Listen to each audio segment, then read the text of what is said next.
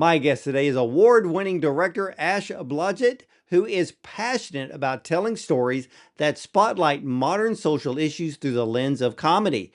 Now, her short films have screened at major festivals from around the world.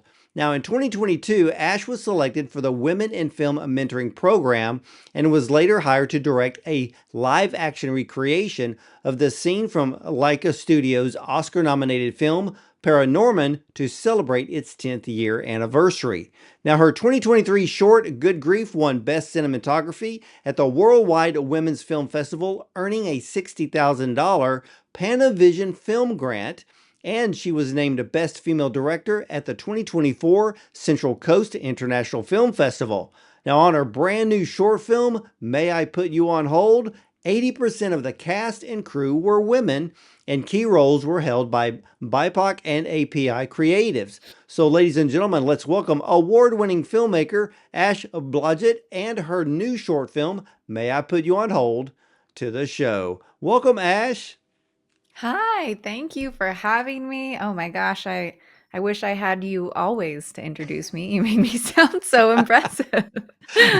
Well, you're very, very welcome. And I think that was the short version because you have a very impressive resume when it comes to filmmaking. And as I watched this brand new short film of yours, May I Put You on Hold, I find it ironic that it took you Mm. 5 years to complete this short film.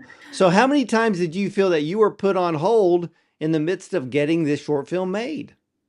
Yeah, multiple times. So we Ryan Self, the writer of the short, he's a friend of mine and also an actor. He pitched it to me in 2019 when we were shooting a different short. And then in early 2020, we went into pre-production, and I think you know what happened. We got put on hold because of the pandemic. And then in 2023, I was like, all right, we're finally gonna come out. We're gonna make it. I feel safe now about, having people on set. And then the writers and actors strike happened, and my lead actress and producer, because she's both, is SAG, and she was like, I don't think it's a good look for us to shoot right now. So we went on hold again. So it's been a 5-year process of trying to get this film made. Well, where did the idea come from? Because I found it funny in the film because IKEA's customer service, yeah, that's just a short film all by itself. Yes, yeah. Ryan, said that he naturally got the idea by just the same experience we all have of being on hold and how terrible it is. I can't tell you how many times since making the film I've been on hold, and I've just been like, I'm in my film, I'm in my movie. But yeah, just from everyday normal experiences. And then he kind of extrapolated on that to be like, well, what happened if you were on hold in the afterlife? Yeah, it was funny because as I watched the film to think back how many times we get put on hold and then Mhm. you hear the wait time and it's Yeah. like, oh, 40-minute wait time. And you're like, okay, I need to get this done. So you sit there and wait for 40 minutes, but your mind doesn't stay focused on hold for 40 minutes. It just goes Mm-mm. in different places. And in a way, I thought about that with this film of going into the afterlife. But Mhm. this whole film is really about the things that we put on hold in our own life, isn't it? Absolutely. Yeah. I think that's why it really spoke to me and why I haven't given up on this film is it just felt I just love it so much and I love the message of it. And then ironically, between 2019 and when we actually shot the film, both mine and Ryan's dads died. And so it became even more, I think, personal to us because it's so easy to just pick up the phone and call the ones you love, but we get so distracted by everything, like by social media, by just normal everyday tasks that it's so hard sometimes to remember to pick up the phone and call your loved ones. But really, you know, sometimes you can wait and it can be too late, which I don't mean to bring it down to be too heavy, but that is the reality of it is that um at the end of the day, that's really the important thing is family and loved ones, and making sure that we're making time for them.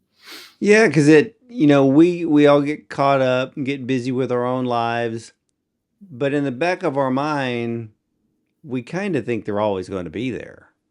Right. Yeah, you don't expect it at all, and um it can be a real shock. I think we all think that we're infinite beings living forever, but that's not Yeah, true. I think that we take it for granted that they're always going to be there, and we don't take the time now to like pick up the phone and call them like it shows in the film. But why was it Mhm. important to you to tell this story through comedy? Well, I love comedy, and so does Ryan. That's actually how we met, through mutual comedy friends. And it's just, to me, I think comedy is my favorite genre, and I think it can be so powerful to tell. I think if you look at, like, even just beyond film, if you look at like comedians, they are usually the first to use comedy to point out social issues, you know? And so I think comedy is a lot more powerful than people think, because it's kind of sneaky like that, right? Where it draws you in, it makes you laugh, and then it also hits you with, like, well, here's actually a real life lesson along the way. And I think, I mean, even South Park used to do that cheesy, right? Like at the end, like, today I learned. But yeah, I think real life also, I think comedy represents real life, because even in the darkest of times, like when my father was dying, he still had dad jokes at the ready. And my mom and I, after he died, would laugh. Like, my eulogy about him was chock full of comedy. So my dad was a big influence on me wanting to be a comedy filmmaker and a filmmaker in general. So he always was ready with a funny dad joke, even though they might have been terrible. Well, that's the whole point of a dad joke. They're supposed to be terrible. And Yeah. you're right about comedy, because if you're going to tackle a social issue, you're either bringing up the oxymoron, Hmm. um, and or you're bringing up things that are ironic or metaphorical, and get people to think about certain things about social issues that you're going like, yeah, that's really stupid. And then you laugh Yeah. about it, because then you realize that when you realize that something, hypothetically, not that all social issues are stupid. What I mean is some things just really just don't make sense. So we make a Hmm. joke about it to get the point across. And Hmm. in your short film, you use death, which I thought was a great idea. Uh, Many people today, they don't realize that they aren't living at all in this life. They're losing the meaning of life. And you kind of show that in this film. Well, thank you. Yeah, yeah. I think we really explored. It's sort of like you take for granted what you have, right? And so the character Liz suddenly finds herself on hold in the afterlife, after being on hold for, we don't call it IKEA, we call it IDEA, which my production designer and graphic designer had a lot of fun making that graphic. But yeah, the I think Liz suddenly realizes, like, oh, that shock of realizing she might die, she might be dead, she might not be able to get back to Earth, really made her realize all the things that she's taking for granted and putting on hold in life, for sure. Yeah, it's like we see a lot of those films where someone dies and then they're standing in line at the gates of heaven, wondering, okay, am I going to get in? Am I going to have Yeah. to I have to go down the other way? Where am I going to go? But you show it as to where there's a delay, or there was actually a delay and a mistake, and Hmm. customer service didn't really know how to handle it. But I thought it was so funny when the receptionist goes, "Oh, that'll be 2 decades to get it Yeah. corrected." I mean, that's worse than hearing on the phone, "Oh, the wait time's 40 minutes." And I'm thinking, could you imagine 2 decades? What does that Yeah. actually mean? When if you get back to Earth, are you 20 years older, or is the 2 decades worth 2 minutes in the afterlife? Right. Yeah. I mean, we liked we thought it was fun to kind of play with that idea that like in the afterlife, like what does time mean, you know? And I actually wrote this whole backstory for the receptionist where it's like, well, it's the afterlife, so you don't need to eat, you don't need to sleep, so you can work like for an entire year and then have a day off or something, you know? So the time is kind of zany and wacky there, where it's like, oh yeah, you have to wait 2 decades, but like, what does that really mean, you know, to the real world? Well, it was funny because when the receptionist asked her, she goes, "So what religion are you?" And Mm-hmm. which was what was funny about that was is we didn't know why she asked because it determined the wait time. Mm-hmm. And she says Mm-hmm. Catholic, and I'm like, okay.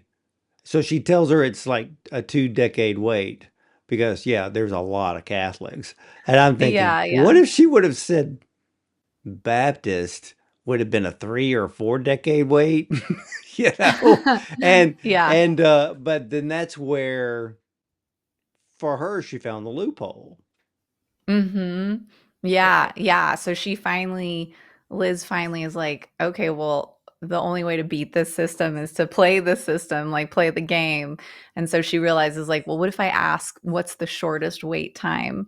And it's Buddyism, who is this guy, Buddy Finglin, who again, we wrote this whole backstory for him where he was like this guy who created this religion and then like immediately got hit by a car. In my head, like this is the backstory I made for him, is that like he got hit by a car, made this religion, never no one ever had time to like, you know, sign up for it or be a so he's been sitting there in the afterlife in his own little, because each religion has their own little section, and he's like sitting there waiting for someone to show up, and Liz is finally like the first person to ever show up.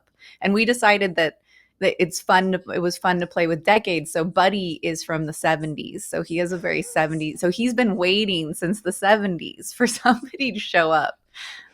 Yeah, but it was funny uh because it was his was called buddyism Mm-hmm. and everybody else was thinking Buddhism, which I thought was really funny because with Buddhism, you're like, okay, is there like a billion people standing in line waiting? Which could Mm-hmm. mean not a decade wait, it could be a century to Right, wait. right. And but then it was buddyism and it was so funny. But what I really loved about that scene was there's a great quote in that scene that Mm. says the only time wasted is the time you choose to waste. That hits home with everyone. The statement is so strong. I mean, how many of us never realize that we are the ones in control of our own time? And where did you get the Mm-hmm. quote from? Well, so Ryan wrote it, and I'm so glad that it hit home because we actually rewrote that line multiple times, because there were some versions of it where we're like, wait, what is this saying? Like we're like, wait a minute, because you kind of have to think about it, right? Like you're like, wait, the only time wasted. It's a little bit of like a riddle. And so Ryan rewrote it a couple times. I think he rewrote it just like days before we shot it too, because we were like, what is, we all sat down, we had like a table read, and we with Sam, the actor who plays Buddy, and we were like, wait, what does this really mean? Like, how do we dissect this? And so I'm glad that it hit home because we agonized over making sure that You need to hit start making home. T-shirts with that slogan on it. Yeah.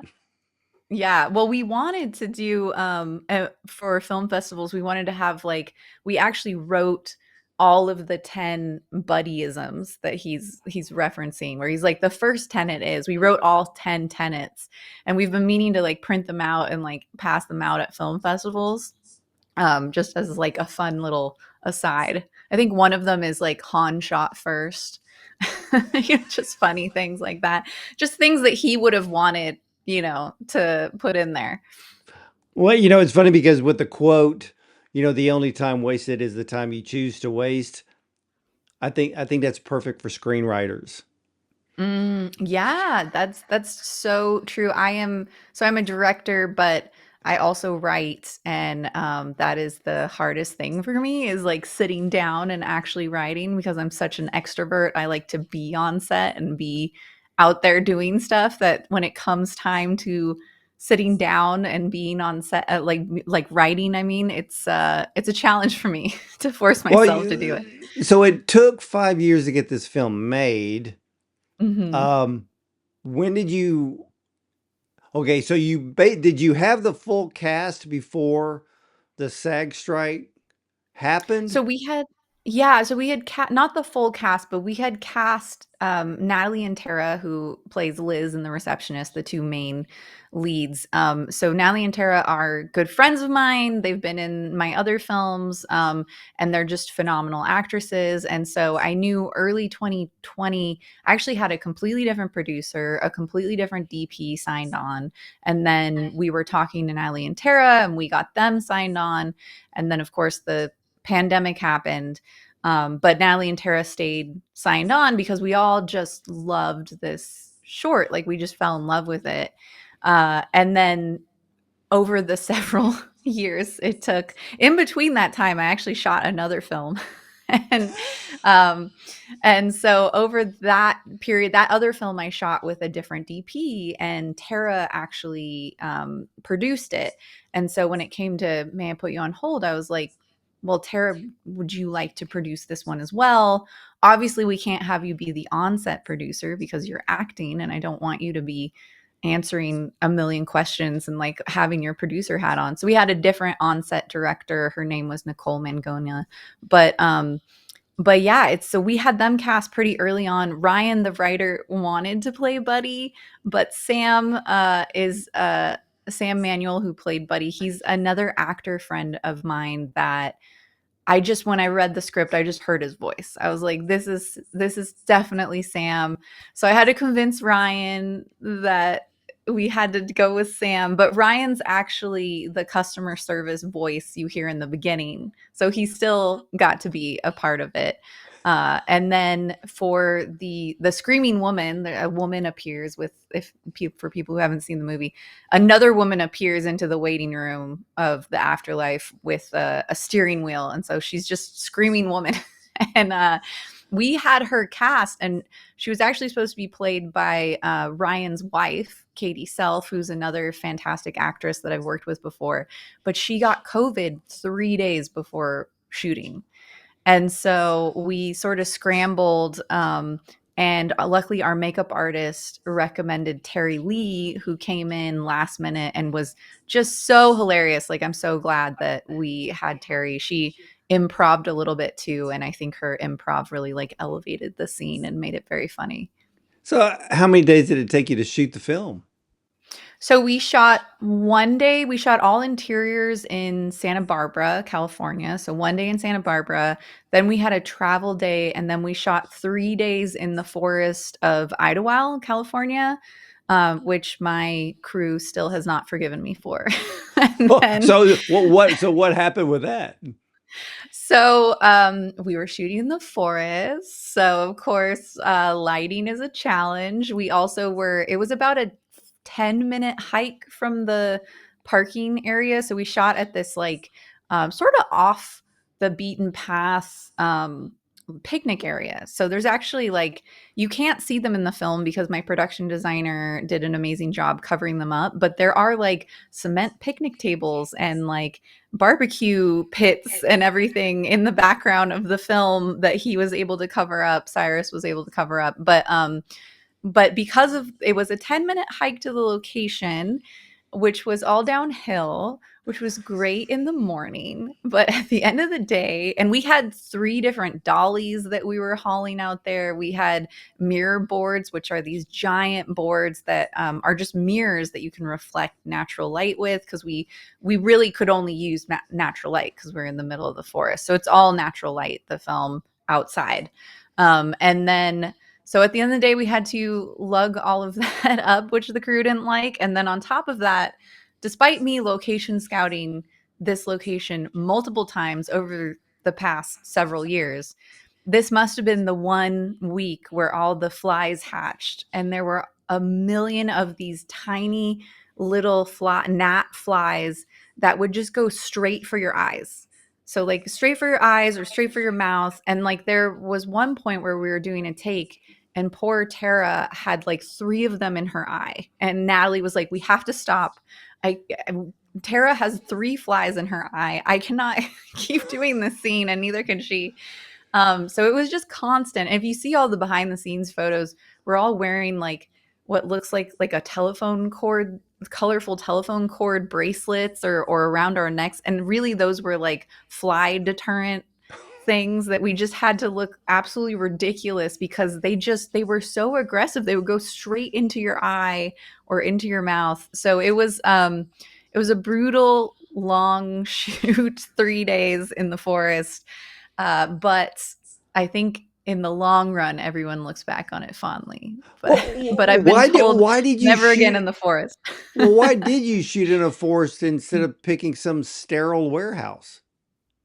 Well, because I thought, I here's the thing, the trick that I find for indie filmmakers is, you know, film is visual, right? I mean, obviously there's audio and that's a huge important part, but you as an indie filmmaker, I think you want to be smart about how can your location provide the most visual interest for the least amount of money because you're on a budget. So like if we shot in a warehouse somewhere, I feel like it would look kind of boring versus the contrast of the office desk and like waiting chairs and like a water cooler in the middle of a forest is so unusual and odd that and striking that I think it really added a lot of like production value without us spending money on dressing a set.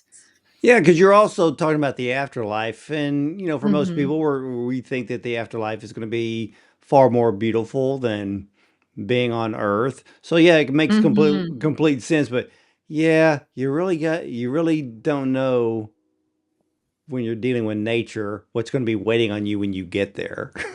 Yes, yes, definitely. And we found out later beyond nature, we found out at one point we were kind of shooting in like the road kind of did like a little shoehorn or like a U around us. And at one point we kept hearing all these sirens going by and you'd kind of hear them go around the loop that we were in and we're like, what is happening? And later we found out because we kept having to hold, obviously Noah, our sound guy, is like, okay, hold everybody.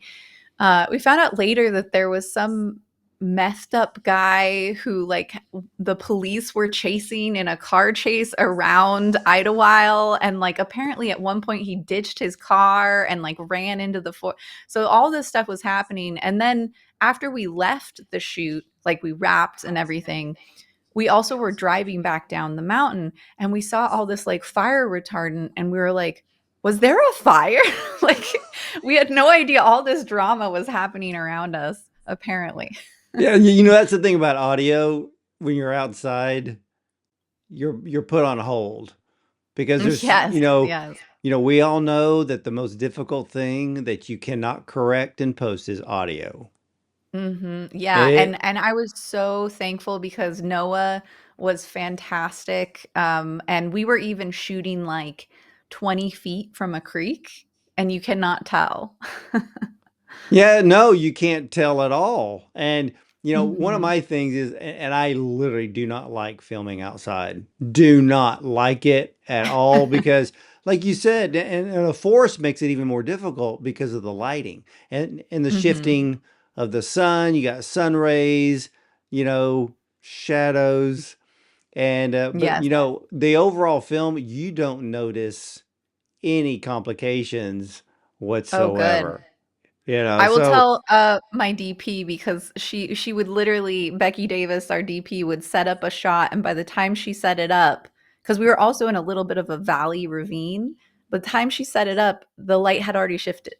And so to hear that you can't tell that is fantastic. So thank you. Yeah, yeah, couldn't tell at all. But I also understand, as I mentioned before in the intro, 80% of the crew were women. Why was that so important? Yeah, as a female filmmaker, I really like to give opportunities to other female filmmakers.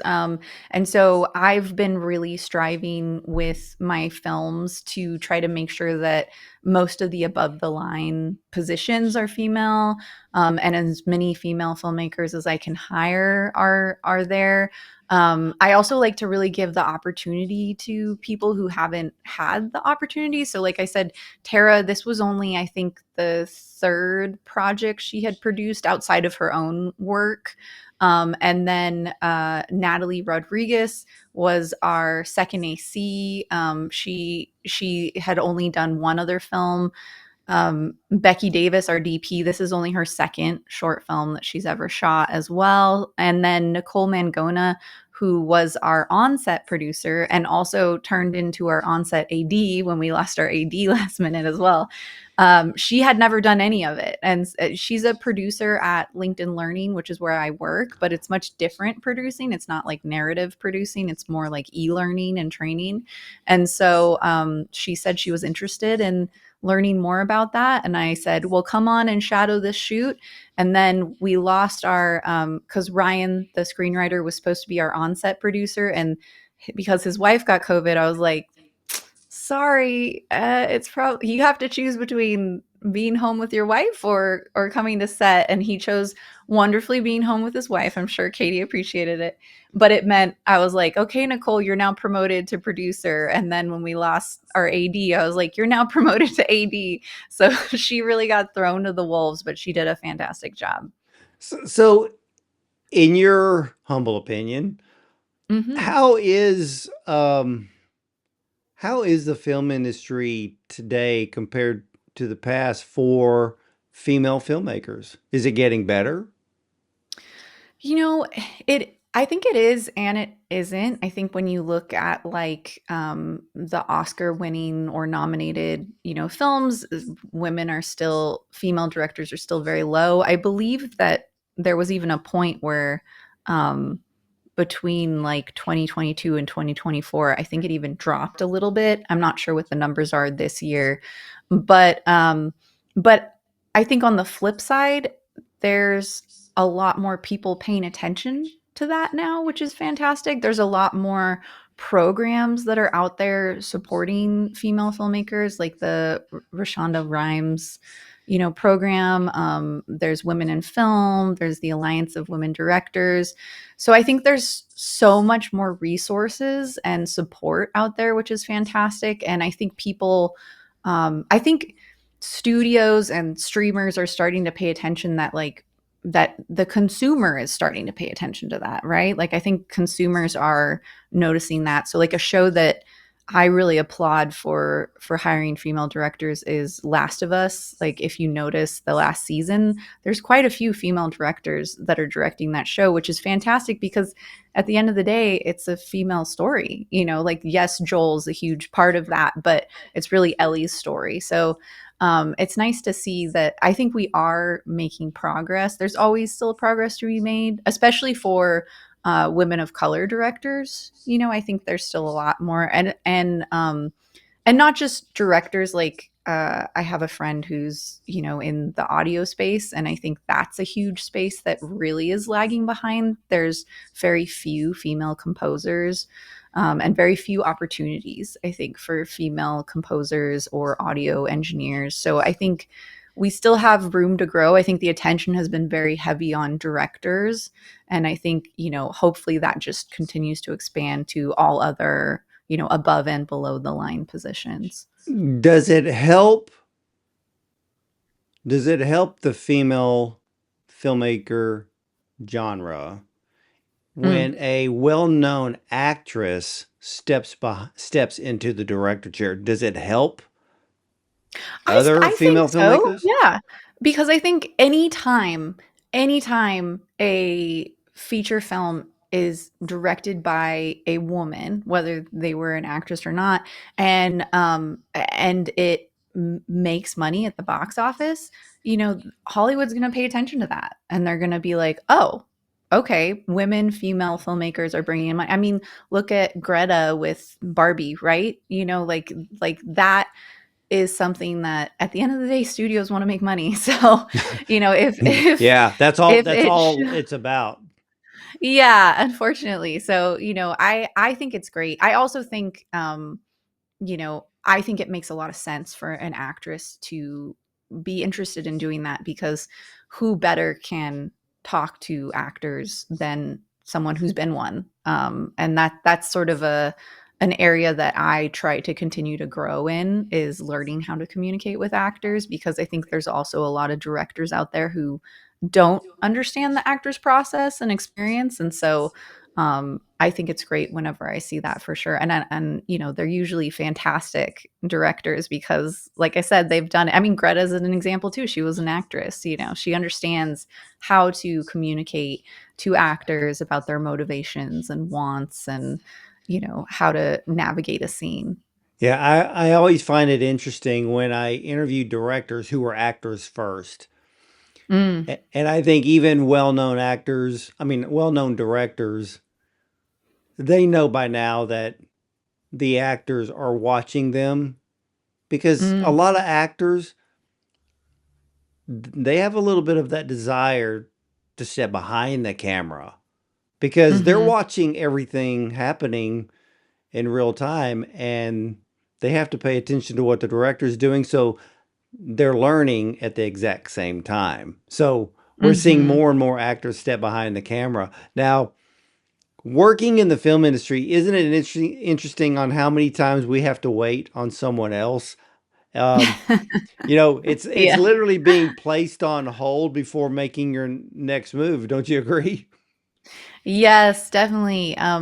Luckily, I'm one of those people who I'm very impatient. I don't like waiting, so I have self-funded a lot of my own projects. And I also end up, even though I'm a director, I usually end up executive producing, because you kind of have to in the indie space to get your stuff done. But yes, it's interesting because I feel like I have a love-hate relationship for how much I like to call it a team sport. So it's very much, filmmaking is a team sport, which I love when we're all on set and like we're working together. Like I love that aspect and the community that happens on set, but I hate the herding cats part when you're trying to align everyone's schedules and trying to align the location schedules and all that. That's the part that frustrates me, where I'm like, I wish I could just play the piano and be like a singer because this would be so much easier to do art if I could just do it by myself. But at the end of the day, I think the reason why films are so special and beautiful is, well, one, because of how hard it is to make any film, whether it's bad or good. It's incredibly difficult. But two, because it's this amazing like mixing pot of all these different creative people coming together and making something. And even though I'm a director with a vision, like I usually have a very strong vision, I still like hiring people who are the best at what they do, so that they elevate it and bring ideas to the table that I never thought of. Because at the end of the day, I want the best film possible. And, you know, I don't know everything about production design. So I would like a production designer who's going to be thinking about color theory and all of that. Yeah, and that's what I do. See, I really have a great job here because I interview so many filmmakers, directors, producers, actors. I know who the top cinematographers are, the audio people, the composers. I have this huge list. And Mm-hmm. you're looking at it, you're going, I know who I would hire. And so like you said, you want to hire the best people because that elevates you when the project is finished, because if you hire the best, you usually produce and direct the best, and it shows up Mm-hmm. on screen. So what was the reaction to your film at Holly Shorts? Oh yeah, it was really great. It was a fantastic block of films. We were in the Alliance of Women Directors block, so it was all women directors, which was great. Um, and the response was great. I'd only seen it with an audience once before, and but this was a much bigger audience. The Chinese theater is just a beautiful, like, projection and sound, just the best possible experience for sure. And the whole room was just laughing the whole time, which was so fun to hear, because as a as a comedy director, you see the movie so many times that, like, by the time the film's finished, I'm like, is this even funny? I don't know anymore, because I've seen it so many times.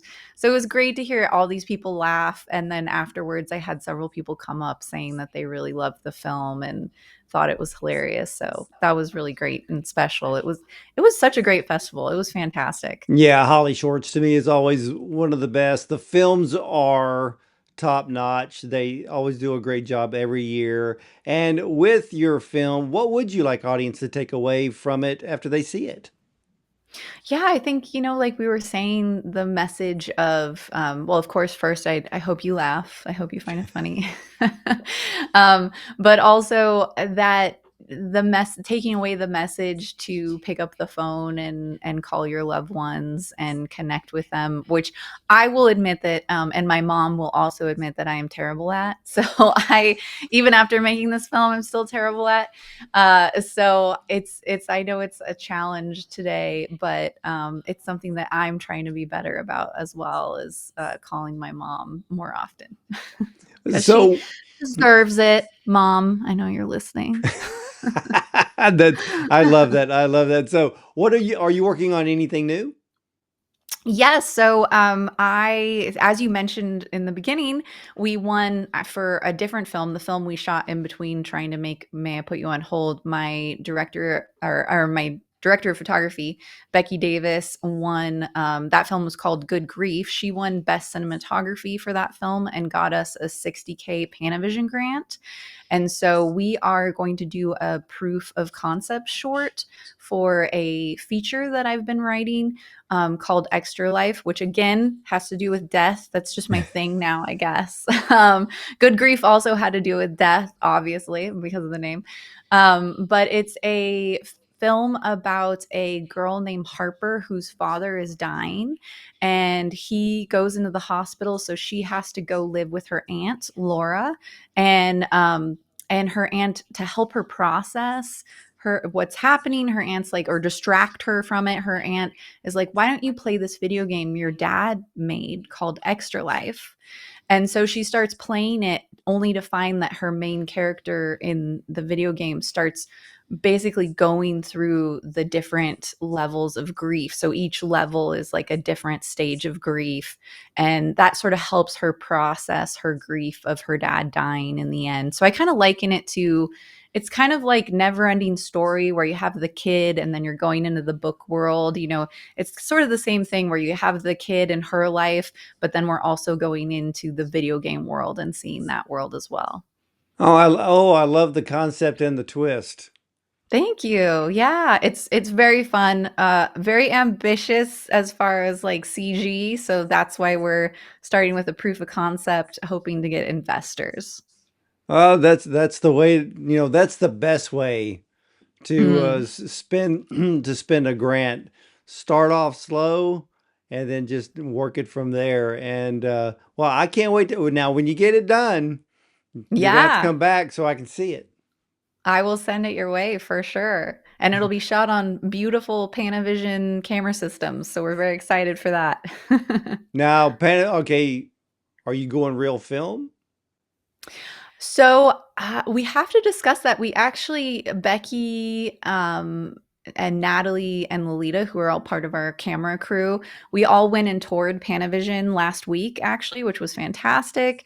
And Aaron there, he showed us all the different camera options and talked to us about it. We even got to see how lenses were made, which was pretty amazing. So he was saying we didn't know what was possible, and so last week he was like, yeah, we can offer you film cameras if you want, as well as digital. So that's something we have to discuss. The film is sort of a period piece because it does take place in the 90s, because, cell phones just ruin everything. So Yeah. I was Yeah. like, I don't Yeah. want cell phones. Yeah. um, Everything from 2007 to today just got ruined. yeah, it's incredible. It's hard to write something and then be like, well, they could just pick up the phone, a cell phone, and call someone. So I said it in the 90s to kind of make it sort of a period piece because of that. So film could be motivated, for the real world part. So that's something that Becky and I definitely need to discuss, because I like to be very, I love my relationship with her is very collaborative, and I like to again rely on her expertise. So I don't believe she's ever shot a film, can't like a motion picture film camera before. Obviously, she's shot film on still cameras, so that would be a huge challenge for us. But we like to put a lot on our plate. So Well, I will encourage you with this. I have talked to many filmmakers who have never shot on film, and they're all first timers when they do. wow, And yeah, yeah. the biggest thing that I've been told by all of the directors is when you shoot on film, what happens is that your whole crew is far more focused to get it right the Mm. first time, and they try not to allow, based on budget, more than Right. two takes on film. So Yeah. even the Yeah. actors are on their A game. That's true. That's a good point. You kind of can't, and you can't be wasteful there for sure. You only have a X amount of feet to use. Yeah, exactly. Exactly. And ladies and gentlemen, Ash Blodgett's short, May I Put You on Hold, took 5 years to complete and was paused twice, once during COVID and again during, well, the WGA and the SAG strikes. And along the way, they also faced wildfires and the unpredictable nature of indie filmmaking. And as you heard today, nature itself. Now, the film follows Liz, who is suddenly transferred to the afterlife while battling the absurdity of telephone customer service. There, she discovers it's just as bureaucratic, frustrating, and doesn't make any sense as it does on Earth. Now, stuck between death and hold music, Liz must navigate cosmic red tape and confront what really matters before she can return to the land of the living. But in doing so, she realizes she's been putting the most important things in life on hold. Now, how many of us are actually putting the important things in our life on hold? How many people are actually waiting on us? And we spent most of our time sleeping or waiting, but this film, May I Put You on Hold, shows us that we have the power to stop waiting on the things that are actually important. I love films with a message, and this one not only gets us going and moving, everyone who sees it is going to get the message loud and clear. And Ash, I want to thank you so much for sharing this very delightful short film with me today. Well, thank you for having me on. This was such a great chat, and I really appreciate you spending the time to chat with me about it. Absolutely. And much success to you in the world of filmmaking. And as I've always told other filmmakers, I love female filmmakers. One of these days, they will be announced as Best Director at the Oscars. That day is coming. So we just got to keep pushing. And again, the female filmmaking genre is growing by leaps and bounds. So, ladies, if you have the dream of being a filmmaker, well, just step forward. I don't care if you have to grab your smartphone, film something, because the moment you do, you're a filmmaker. So put that dream into action. Ash has proven it. So just get out there and do it. Uh, and I will always be here, and because I can't wait to see what all of you direct and produce and act in. So again, ladies and gentlemen, you can catch all of the Bond on Cinema interviews at bondoncinema.com. Please check out our Prime show, our YouTube channel, and you can listen to us on Spotify, iTunes, and Audible and more. And remember, you're either going to see me at the movies or from the red carpet.